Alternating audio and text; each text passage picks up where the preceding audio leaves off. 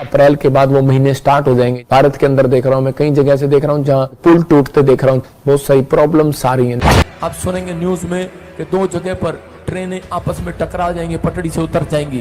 आप इंडिया में भी सुने 1000 के नोट में, लेकिन कुछ ऐसा समय आएगा करेंसी चेंज हो जाएगी, लेकिन परमेश्वर आपके ऊपर दया करेगा यीशु मसीह के नाम में। मान लेंगे पूरी दुनिया के लोग। इसके बाद प्रधानमंत्री मोदी फिर एंट्री मारेंगे। अबलबा शबलबा बलबा शबलबा। एक पूर्व साइड में एक पुल बहुत बड़ा बांध गिर जाएगा, 80 से 100 लोग वहीं मर जाएंगे। बहुत सारे लोग, इंडोनेशिया चेतावनी दे रहा हूं तुझे यीशु मसीह के नाम में, मेरे अंदर से होकर, कि छोड़ दो वो लाइन। परमेश्वर का आत्मा आगाह कर रहा है। चाइना मजबूत होने की स्थिति में हो जाएगा। चीन और यूएसए का मुंह लाल हो जाएगा। इसका मतलब है कि मैंने देखा दर्शन में कि वो लाल हो रहे हैं, पीले हो रहे हैं, काले हो रहे हैं, क्योंकि वो लड़ रहे हैं आपस में और काफी प्रॉब्लम्स को उन्हें झेलना पड़ेगा। जो स्पिरिचुअल का नाटक करते हैं, अंदर कुछ और बाहर कुछ, प्रॉब्लम्स आएंगी। मैं प्रार्थना कर रहा था, मैंने देखा अमिताभ बच्चन जी हॉस्पिटल में चले गए। मैंने पहले भी बोला था आपको 2022 में, फिर कह रहा हूं कुछ प्रॉब्लम आई है, आप दुआ करें, मैं इससे ज्यादा कुछ नहीं बोलूंगा। अबलबा शबलबा शबलबा। बेन हीन क्यों, पास्टर बेन हीन को आप जानते हैं, बुजुर्ग हो गए। मैं क्यों कह रहा हूं मुझे नहीं पता, लेकिन परमेश्वर उनके लिए भी दुआ करने के लिए बोल रहा है। मैं देख रहा हूं कुछ आने वाले समय में बहुत सारे आतंकी हमले यूरोप के ऊपर होंगे। इटली, जर्मनी, फ्रांस, ऐसे अलग अलग जगह पर कुछ प्रॉब्लम्स क्रिएट होना स्टार्ट होंगी। अबलबा शबलबा बलबा शबलबा। पवित्र आत्मा कह रहा है कि लेकिन जो लोग इस बात को अमल कर लेंगे कि मैं 2 टाइम सुबह प्रार्थना करके 2 टाइम बाइबल पढ़ के घर से निकलूंगा, परमेश्वर का आत्मा कह रहा, उनका एक भी बाल, सिर का बाल बांका नहीं होगा। याद रखना, गॉड आपका फेवर करेगा इन सब बातों में। मेरा परमेश्वर फेवर करेगा आपका यीशु मसीह के नाम में। ब्रिटेन का नया किंग बनाया जाएगा, हैरी होगा उसका नाम। कोई पॉप हटा दिया जाएगा पुराना। मैं फिर कह रहा हूं कि पवित्र आत्मा बात कर रहा है जिनके नाम ANRSGHPKL से, R से, ND से, D से, आपके ऊपर कोई भी पुराना कोर्ट केस होगा, आप जीत जाएंगे यीशु मसीह के नाम। आपका फेवर करेगा परमेश्वर। 2024 आपके लिए आशीष भरा उनके लिए मैं कह रहा हूं जो जिन्होंने बुराई करना छोड़ दिया, चुगली करना छोड़ दिया। परमेश्वर का आत्मा कह रहा है ये साल आपके लिए तैयारी का साल होगा। कुछ चीजें आपको दिखाएगा। कई जगह ठंड पड़ती होगी, वहां गर्म हो जाएगा। पहाड़ियां बर्फ की पिघल जाया करेंगी।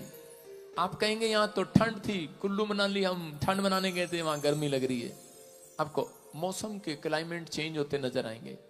जो आप सोच रहे हैं वो नहीं होगा। कई जगह पर आपको सूखे की गुड न्यूज मिलेगी। इसको बोलते हैं गुड न्यूज।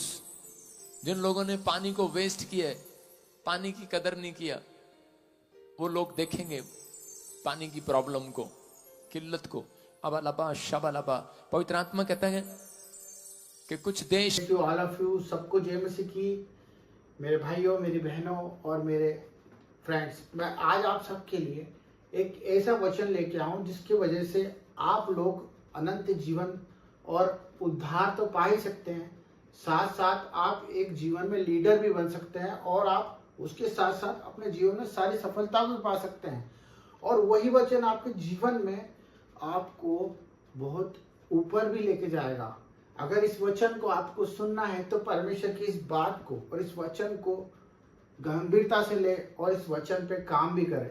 फिर देखिए आपके जीवन को कोई भी नहीं रोक सकता सफल होने से। तो मैं आज अपने भाई बहनों को उनको बताना चाहता हूं जो अपने उस स्वभाव में है, जो स्वभाव उनको गिराया जा रहा है, वो उस गलत फहमियों में है, उन कल्चर में हैं, उन आदतों में फंसे हुए हैं जो वो जानते भी हैं पर उसके बाद भी वो उस चीज़ पर ध्यान नहीं दे पाते हैं, और उसी के वजह से वो अपने जीवन को बिगाड़ते जा रहे हैं, और बिगड़ने के साथ साथ वो उसे संभालने की भी कोशिश नहीं करते। हाँ, वो प्रार्थना तो करते हैं, वो वचन भी पढ़ते हैं, परंतु उसके बाद भी वो क्यों नीचे हो जा रहे हैं, वो क्यों नहीं बढ़ पा रहे, उनका जीवन सफल क्यों नहीं हो रहा, और वो क्यों नहीं धार्मिकता को समझ पा रहे हैं।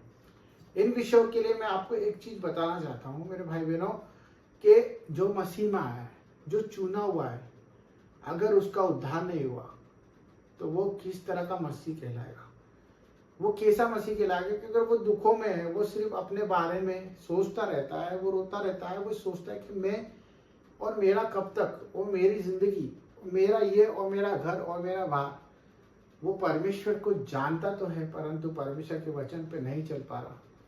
ये सबसे बड़ी हमारे अंदर एक तकलीफ आ जाती है जब हम लोग बुरी बुरी बुराइयों में, तकलीफों में पड़ जाते हैं।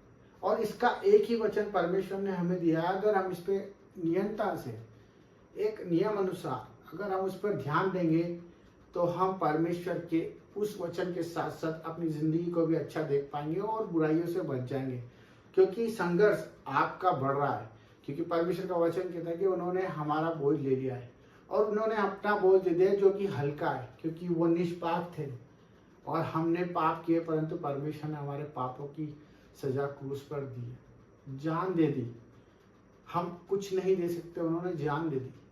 हम अपना एक रुपया देने में भी सोचेंगे, हम अपनी कमीज देने में भी सोचेंगे, उन्होंने जान दे दी।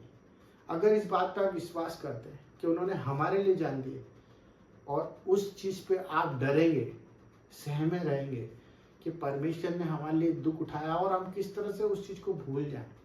अगर आप परमेश्वर में आ गए हैं और परमेश्वर को जानने लग गए हैं, तो वो बात मैं आपको बताने जा रहा हूं, वो है अपने मुंह की चौकसी। यस मेरे भाई बहनों, अपने मुंह की चौकसी, मुंह की चौकीदारी करनी होगी, क्योंकि हमारे मुंह से जो निकलता है वही हमारे लिए हो जाता है। अगर हम इसको समझें, क्योंकि वचन कहता है कि मुंह की जो जीभ होती है वो हमारे जीवन की पतवार होती है। जिस तरह से गाड़ी की स्टीयरिंग होती है, उसी प्रकार हमारी जीभ अगर जरा से भी फिसली तो हमारी एक्सीडेंट हो जाता है, हमारा जीवन अंधकार में चला जाता है। अपनी जीभ को वश में करना ही जीवन में सफल होने का राज है। अपने मुंह को लगाम लगाना ही हमारे जीवन का वो होता है जो आशीषों की भंडार कर देता है, जो हमें पाप में नहीं पड़ने देता, रोगी नहीं होने देता, हमें बुराइयों से बचाता है। परंतु ये सब कैसे होगा?